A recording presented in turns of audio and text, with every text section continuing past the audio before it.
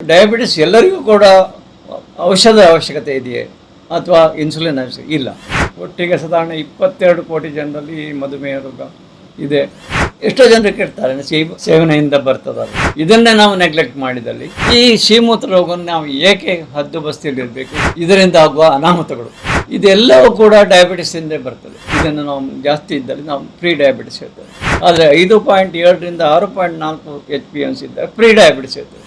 ಮತ್ತು ಜ್ಯೂಸನ್ನು ಸೇವಿಸಬಾರ್ದು. ಜ್ಯೂಸಲ್ಲಿ ಹಣ್ಣು ಹಂಪಲಲ್ಲಿ ಜ್ಯೂಸಲ್ಲಿ ಸಕ್ಕರೆ ಹಾಕದೇ ಕೂಡ ತೊಂದರೆ ಕೊಡ್ತದೆ ಅತಿ ಜಾಸ್ತಿ ಸೇವಿಸ. ಇದನ್ನು ಪ್ರಾರಂಭ ಹಂತದಲ್ಲೇ ನೀವು ಗುರುತಿಸಿದಲ್ಲಿ ಡಯಾಬಿಟಿಸನ್ನು ಬರುವಂಥ ಅನಾಹುತಗಳನ್ನು ತಪ್ಪಿಸ್ಬೋದು.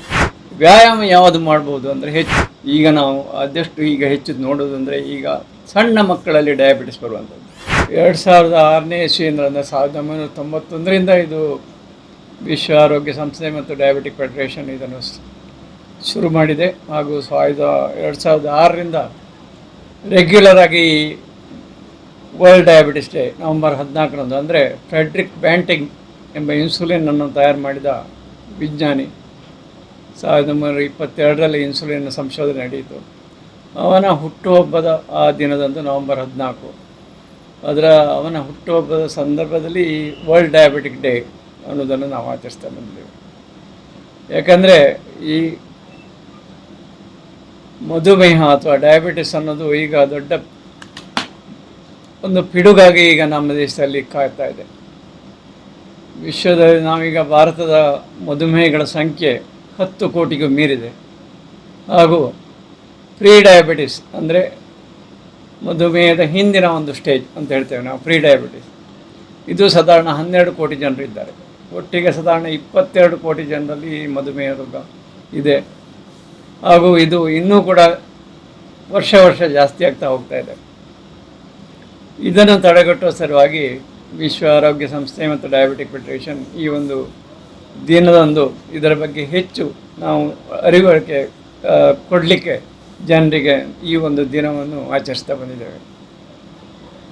ಈ 2024ರಲ್ಲಿ ಈಗ bridging the gaps breaking the barriers ಅನ್ನುವ ಒಂದು ಸ್ಲೋಗನ್ನಿಂದ ವಿಶ್ವ ಆರೋಗ್ಯ ಸಂಸ್ಥೆ ಜನರಿಗೆ ಈ ಮಧುಮೇಹವನ್ನು ಹೇಗೆ ತಡೆಗಟ್ಟೋದು, ಹೇಗೆ ಪ್ರಿವೆಂಟ್ ಮಾಡ್ಬೋದು, ಹಾಗೂ ಈ ಮಧುಮೇಹದ ಏನೆಲ್ಲ ತೊಂದರೆಗಳಾಗ್ಬೋದು, ಹಾಗೂ ಈ ಮಧುಮೇಹಗಳನ್ನು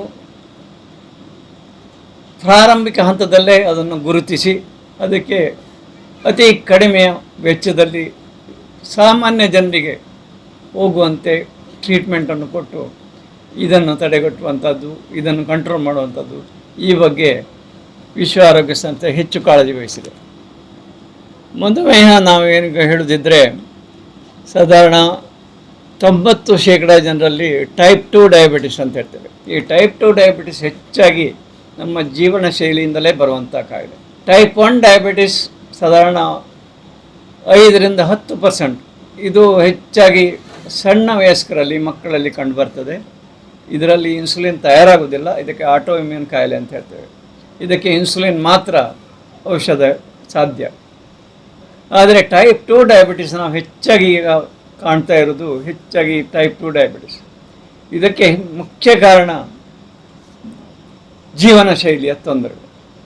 ಜೀವನ ಶೈಲಿ ಅಂದರೆ ಏನು ಅಂದರೆ ನಮ್ಮ ಆಹಾರ ಪದ್ಧತಿ, ವ್ಯಾಯಾಮದ ಕೊರತೆ, ಅತಿಯಾದ ಬೊಜ್ಜು, ನಿದ್ರೆಯ ಕೊರತೆ, ಹಾಗೂ ಕೆಲವೊಂದು ದುಶ್ಚಟಗಳು, ಸ್ಮೋಕಿಂಗು, ಆಲ್ಕೋಹಾಲ್ ಇಂಥದ್ದು, ಮತ್ತು ನಮ್ಮ ಮನಸ್ಸಿನಲ್ಲಿ ಸ್ಟ್ರೆಸ್, ಇದೆಲ್ಲವೂ ಕೂಡ ಈ ಜೀವನ ಶೈಲಿಯಿಂದ ಬರುವಂಥ ಕಾಯಿಲೆಗಳಿಗೆ ಕಾರಣ ಆಗ್ತದೆ. ಇದನ್ನು ಹೇಗೆ ತಡೆಗಟ್ಬೋದು ಈ ಜೀವನ ಶೈಲಿ ಅಂದರೆ ಆಹಾರದ ಕ್ರಮ. ನಾವೀಗ ಭಾರತ ದೇಶದಲ್ಲಿ ಅತಿ ಹೆಚ್ಚು ಕಾಣಲಿಕ್ಕೆ ಕಾರಣ ಒಂದು ನಮ್ಮ ದೇಶದಲ್ಲಿರುವ ಬೊಜ್ಜಿನ ಸಂಖ್ಯೆ ವರ್ಷ ಪ್ರತಿ ಜಾಸ್ತಿ ಆಗ್ತಾ ಇದೆ. ಇದಕ್ಕೆ ಮುಖ್ಯ ಕಾರಣ ಪಾಶ್ಚಾತ್ಯ ಶೈಲಿಯ ಆಹಾರದ ಕ್ರಮ ಹಾಗೂ ಜಂಕ್ ಫುಡ್ ಸೇವನೆ.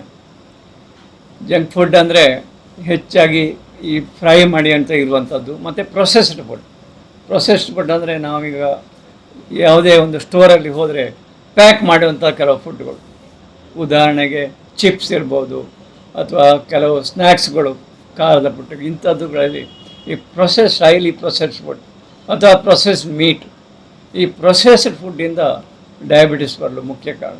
ಎಷ್ಟೋ ಜನರು ಕೇಳ್ತಾರೆ ಸಿಹಿ ಸೇವನೆಯಿಂದ ಬರ್ತದೆ ಅದು. ಈಗ ಸಿಹಿಯನ್ನು ಸೇವಿಸೋದ್ರಿಂದ ಡಯಾಬಿಟಿಸ್ ಬರೋದಲ್ಲ, ಆದರೆ ಡಯಾಬಿಟಿಸ್ ಇರುವವರು ಸಿಹಿ ಸೇವಿಸಿದಲ್ಲಿ ಡಯಾಬಿಟಿಸ್ ಉಲ್ಬಣಗೊಳ್ತದೆ. ಇದನ್ನು ನಾವು ತಿಳ್ಕೊಳ್ಬೇಕು. ಆದರೆ ಈ ಸಿಹಿ ಸೇವನೆ ಜಾಸ್ತಿಯಾಗಿ ಕಾರ್ಬೋಹೈಡ್ರೇಟ್ ಸೇವನೆಯಿಂದ ಏನಾಗ್ತದೆ ಅಂದರೆ ನಮಗೆ ಬೊಜ್ಜು ಬರ್ತದೆ, ಹಾಗೂ ನಮ್ಮ ಆರ್ಗನ್ ಅಥವಾ ಲಿವರು ಮುಂತಾದ ಇದರಲ್ಲಿ ಫ್ಯಾಟ್ ಕಲೆಕ್ಟ್ ಆಗ್ತದೆ. ಇದಕ್ಕೆ ಫ್ಯಾಟಿ ಲಿವರ್ ಅಂತ ಹೇಳ್ತಾರೆ. ಇದು starting phase diabetes, type 2 diabetes ಬರಲಿ. ಇದನ್ನೇ ನಾವು ನೆಗ್ಲೆಕ್ಟ್ ಮಾಡಿದಲ್ಲಿ ಈ ಡಯಾಬಿಟಿಸ್ ರಕ್ತದಲ್ಲಿ ಟ್ರೈಗ್ಲಿಸರೈಡ್ ಜಾಸ್ತಿ ಆಗ್ತದೆ, ಶುಗರ್ ಜಾಸ್ತಿ ಆಗ್ತದೆ, ಹಾಗೂ ಇನ್ಸುಲಿನ್ ರೆಸಿಸ್ಟೆನ್ಸ್ ಅಂತ ಡೆವಲಪ್ ಆಗ್ತದೆ. ಇದರಿಂದ ಡಯಾಬಿಟಿಸ್ ಬರಲು ಮುಖ್ಯ ಕಾರಣ. ಈ ಸಿಹಿಮೂತ್ರ ರೋಗವನ್ನು ನಾವು ಏಕೆ ಹದ್ದುಬಸ್ತಿಯಲ್ಲಿರಬೇಕು, ಹೇಗೆ ಶುರುವಿನ ಸ್ಟೇಜಲ್ಲಿ ಕಂಡುಹಿಡಿಯಬೇಕು ಅಂತ ನಾವು ಹೇಳಿದ್ದಿದ್ರೆ ಇದರಿಂದ ಆಗುವ ಅನಾಹುತಗಳು ಹೆಚ್ಚಾಗಿ ನಾವೀಗ ಹೇಳುತ್ತಿದ್ರೆ ಇದರ ಅನಾಹುತಗಳು ಏನಂದರೆ, ಒಂದು ಹೃದಯಾಘಾತ, ಎರಡನೇದಾಗಿ ಸ್ಟ್ರೋಕ್ ಅಥವಾ ಪಕ್ಷವಾತ, ಕಿಡ್ನಿ ಫೇಲ್ಯೂರ್. ಮುಖ್ಯ ಕಾರಣ ಕಿಡ್ನಿ ಫೇಲ್ಯೂರ್ ಈಗ ಡಯಾಬಿಟಿಸ್. ಇನ್ನು ನ್ಯೂರೋಪತಿ ಅಂತಾಗಿ ಲೆಗ್ ಆ್ಯಂಪುಟೇಷನ್, ಕಾಲನ್ನು ಕಟ್ ಮಾಡುವಂಥ ಸ್ಥಿತಿ, ಮತ್ತು ದೃಷ್ಟಿದೋಷ. ಇದೆಲ್ಲವೂ ಕೂಡ ಡಯಾಬಿಟಿಸಿಂದ ಬರ್ತದೆ. ಇದನ್ನು ನೆಗ್ಲೆಕ್ಟ್ ಮಾಡಿದಲ್ಲಿ ಇದು ಪ್ರೀ ಡಯಾಬಿಟಿಸ್ನಲ್ಲೂ ಕೂಡ ಇದು ಬರ್ಬೋದು. ಆದ್ದರಿಂದ ಪ್ರೀ ಡಯಾಬಿಟಿಸ್ ಅಂದರೆ ಇನ್ನು ಹಿಂದಿನ ಸ್ಟೇಜ್. ಆಗಲೇ ಕೂಡ ನೀವು ಜಾಗ್ರತೆ, ಯಾವುದೆಲ್ಲ ಮಧುಮೇಹಕ್ಕೆ ನೀವು ಜಾಗ್ರತೆ ವಹಿಸ್ತೀರೋ ಅದೆಲ್ಲ ಪ್ರೀ ಡಯಾಬಿಟಿಸ್. ಅಂದರೆ HbA1c ಲೆವೆಲ್ 5.7 6.4 ಇದ್ದರೆ ನಾವು ಪ್ರೀ ಡಯಾಬಿಟಿಸ್ ಇರ್ತೇವೆ. ಶುಗರ್ 100ಕ್ಕಿಂತ ಕಮ್ಮಿ ಇದ್ದು ಫಾಸ್ಟಿಂಗ್, ಅಥವಾ 120 ಫಾಸ್ಟ್ ಬಂಡಿಯಲ್ 126 ಅಥವಾ 140ಕ್ಕಿಂತ ಒಳಗೆ ಇದ್ದಲ್ಲಿ, ಇದನ್ನು ನಾವು ಜಾಸ್ತಿ ಇದ್ದಲ್ಲಿ ನಾವು ಪ್ರೀ ಡಯಾಬಿಟಿಸ್ ಇರ್ತೇವೆ. ಇನ್ನು 200ಕ್ಕಿಂತ ಜಾಸ್ತಿ, 126ಕ್ಕಿಂತ ಜಾಸ್ತಿ ಫಾಸ್ಟಿಂಗ್ ಶುಗರ್ ಇದ್ದರೆ ನಾವು ಡಯಾಬಿಟಿಸ್ ಅಂತ ತೆಗಿರ್ತೇವೆ. HbA1c 6.5ಕ್ಕಿಂತ ಜಾಸ್ತಿ ಇದ್ದರೆ ಡಯಾಬಿಟಿಸ್ ಅಂತ ನಾವು ಲೇಬಲ್ ಮಾಡ್ತೇವೆ. ಆದರೆ 5.7ರಿಂದ 6.4 HbA1c ಇದ್ದರೆ ಪ್ರೀ ಡಯಾಬಿಟಿಸ್ ಇರ್ತೇವೆ. ಈ ಪ್ರೀ ಡಯಾಬಿಟಿಸಲ್ಲಿ ಡಯಾಬಿಟಿಸ್ ಬರುವಂಥ ಎಲ್ಲ ಕಾಂಪ್ಲಿಕೇಶನ್ ಕೂಡ ಡೆವಲಪ್ ಆಗ್ತದೆ. ಅದರಿಂದ ಆಗಲೇ ಅವರು ಅತಿ ಜಾಗ್ರತೆ ವಹಿಸಿ ತಮ್ಮ ಜೀವನ ಶೈಲಿಯನ್ನು ಬದಲಾವಣೆ ಮಾಡೋದು ಮುಖ್ಯ.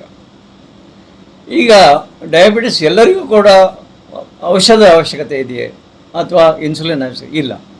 ಜೀವನ ಶೈಲಿ ಬದಲಾವಣೆ ಮಾಡೋದ್ರಿಂದ ಹೆಚ್ಚಾಗಿ ಮೊದಲಿನ 2-3 ವರ್ಷದಲ್ಲಿ ಶುಗರನ್ನು ಯಾವುದೇ ಔಷಧ ಇಲ್ಲದೆ ನೀವು ಕಂಟ್ರೋಲ್ ಮಾಡ್ಬೋದು. ಆದರೆ ಮುಖ್ಯವಾಗಿ ಆಹಾರ ಪದ್ಧತಿ, ಆಹಾರದಲ್ಲಿ ಕಾರ್ಬೋಹೈಡ್ರೇಟ್ ಜಾಸ್ತಿ ಇರುವ ಆಹಾರವನ್ನು ಕಮ್ಮಿ ತಿನ್ನಬೇಕು. ಅಂದರೆ ಏಕದಳ ಧಾನ್ಯ, ಅಕ್ಕಿ, ಗೋಧಿ, ರಾಗಿ, ಜೋಳ, ಇದು ಅದರಲ್ಲಿ ಇರುವಂಥದ್ದು ಕಾಂಪ್ಲೆಕ್ಸ್ ಕಾರ್ಬೋಹೈಡ್ರೇಟ್. ಇನ್ನು ರಿಫೈನ್ಡ್ ಶುಗರ್, ಸಕ್ಕರೆ, ಬೆಲ್ಲ, ಜೇನುತುಪ್ಪ, ಇದೆಲ್ಲ ರಿಫೈನ್ಡ್ ಶುಗರ್, ಇದನ್ನು ಕಮ್ಮಿ ತಿನ್ನಬೇಕು. ಬೇಕ್ರಿ ಐಟಮ್ಸನ್ನು ಆದಷ್ಟು ಸೇವನೆ ಕಮ್ಮಿ ಮಾಡಬೇಕು. ಫ್ರೈಡ್ ಐಟಮ್ಸನ್ನು ಕಮ್ಮಿ ಮಾಡಬೇಕು. ಮತ್ತು ಜ್ಯೂಸನ್ನು ಸೇವಿಸಬಾರ್ದು. ಜ್ಯೂಸಲ್ಲಿ, ಹಣ್ಣು ಹಂಪಲಲ್ಲಿ ಜ್ಯೂಸಲ್ಲಿ ಸಕ್ಕರೆ ಹಾಕದೇ ಕೂಡ ತೊಂದರೆ ಕೊಡ್ತದೆ ಅತಿ ಜಾಸ್ತಿ ಸೇವಿಸಿದರೆ. ಹಾಗೆ ಸೋಡಾ, ಶರ್ಬತ್ತು ಇಂಥದ್ದನ್ನು ಅವಾಯ್ಡ್ ಮಾಡಬೇಕು. ಈ ಜ್ಯೂಸಲ್ಲಿ ಏನಾಗ್ತದೆ, ಅದರಲ್ಲಿ ಫ್ರಕ್ಟೋಸ್ ಇರೋದ್ರಿಂದ ಅದರಲ್ಲಿ ಲಿವರ್ನಲ್ಲಿ ಕೊಬ್ಬು ಸೇರಿ ಫ್ಯಾಟ್ ಅಕ್ಯುಮುಲೇಟ್ ಆಗಿ ಡಯಾಬಿಟಿಸ್ ಬರ್ಬೋದು ಹೆಚ್ಚು ಸೇವಿಸಿದರೆ. ಆದರೆ ಹೋಲ್ ಫ್ರೂಟ್ಸ್ ತಿಂದಲ್ಲಿ ಈ ಸಕ್ಕರೆ ಕಾಯಿಲೆ ಬರೋದಿಲ್ಲ. ಹೋಲ್ ಫ್ರೂಟ್ಸಲ್ಲಿ ಯಾಕಂದರೆ ಅದರಲ್ಲಿ ನಾರಿನಂಶ ಇರ್ತದೆ, ಫೈಬರ್. ಈ ಫೈಬರ್ ಇರೋದ್ರಿಂದ ಇದರಲ್ಲಿ ಡಯಾಬಿಟಿಸ್ ಹೆಚ್ಚು ಬರುವುದಿಲ್ಲ. ಆದರೆ ಅದನ್ನೇ ನೀವು ಇದು ಜ್ಯೂಸ್ ರೂಪದಲ್ಲಿ ಸೇವಿಸಿದಲ್ಲಿ ನಿಮಗೆ ಶುಗರ್ ಬರುವಂಥ ಚಾನ್ಸ್ ಜಾಸ್ತಿ. ಆದ್ದರಿಂದ ಅದರ ಸೇವನೆ ಬಿಡಬೇಕು. ಆದಷ್ಟು ಬೇಳೆಕಾಳುಗಳು ಜಾಸ್ತಿ ಉಪಯೋಗಿಸಬೇಕು, ವೆಜಿಟೇರಿಯನ್. ಮತ್ತು ಫಿಶ್, ಚಿಕನ್ನನ್ನು ನಾನ್ ವೆಜಿಟೇರಿಯನ್. ಎಗ್ಗನ್ನು ಬೇಯಿಸಿ ತಿನ್ನಬೇಕು. ಹಾಗೂ ಕಾಳು ಬೇಳೆಯನ್ನು ಜಾಸ್ತಿ ತಿನ್ನುವುದರಿಂದ ಪ್ರೋಟೀನ್ ಅಂಶ ಜಾಸ್ತಿ ಇರ್ತದೆ.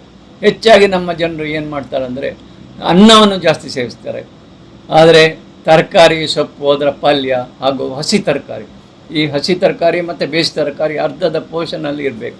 ಅದರೊಟ್ಟಿಗೆ ಕಾಳು ಬೇಳೆಯನ್ನು ನೀವು ಪದಾರ್ಥದ ಒಟ್ಟಿಗೆ ಸೇರಿಸಿ ಹಾಕಿದಲ್ಲಿ ನಿಮಗೆ ಸಾಕಷ್ಟು ಪ್ರೋಟೀನ್ ಸಿಗ್ತದೆ.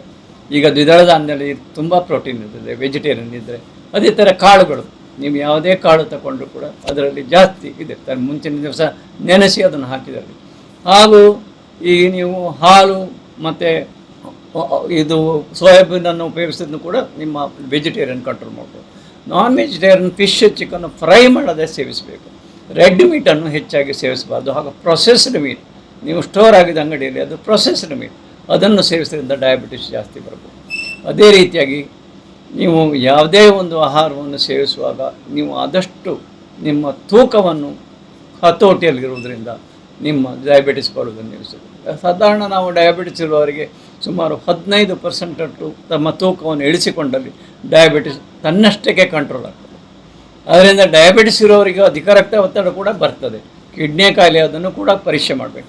ವರ್ಷಂಪ್ರತಿ ಶುಗರ್ ಅಲ್ಲದೆ ಅಧಿಕ ರಕ್ತ ಒತ್ತಡ, ಕಿಡ್ನಿಯ ಪರೀಕ್ಷೆ, ಕಣ್ಣಿನ ಪರೀಕ್ಷೆ ಮತ್ತು ಹೃದಯದ ಪರೀಕ್ಷೆ ಹಾಗೂ ನರದ ಪರೀಕ್ಷೆ ಇದೆಲ್ಲವನ್ನು ಮಾಡುವಂಥದ್ದು ಅತಿ ಮುಖ್ಯ. ಇದನ್ನು ಪ್ರಾರಂಭ ಹಂತದಲ್ಲೇ ನೀವು ಗುರುತಿಸಿದಲ್ಲಿ ಡಯಾಬಿಟಿಸನ್ನು ಬರುವಂಥ ಅನಾಹುತಗಳನ್ನು ತಪ್ಪಿಸ್ಬೋದು.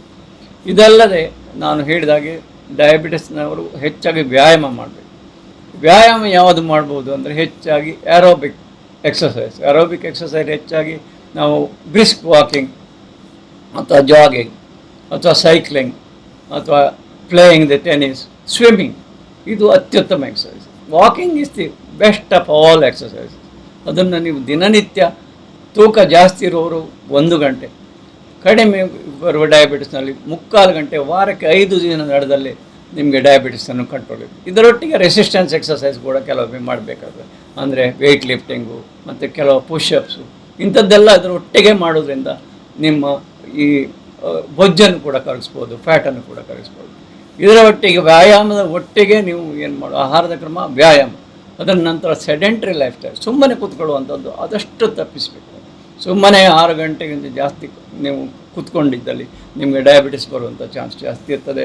ಹಾಗೆ ಹೃದಯ ಸಂಬಂಧಿ ಕಾಯಿಲೆಗಳು ಕೂಡ ಜಾಸ್ತಿ ಬರ್ತದೆ. ಇದರ ಒಟ್ಟಿಗೆ ನೀವು ಅತ್ಯುತ್ತಮ ನಿದ್ರೆ ಅತಿ ಮುಖ್ಯ. ನಾವು ಹೇಳದಿದ್ದರೆ ಮಕ್ಕಳಲ್ಲಿ 7ರಿಂದ 8 ಗಂಟೆ, ಹಾಗೆ ವಯಸ್ಕರಲ್ಲಿ 6ರಿಂದ 7 ಗಂಟೆ ನಿದ್ರೆ ಅತಿ ಮುಖ್ಯ.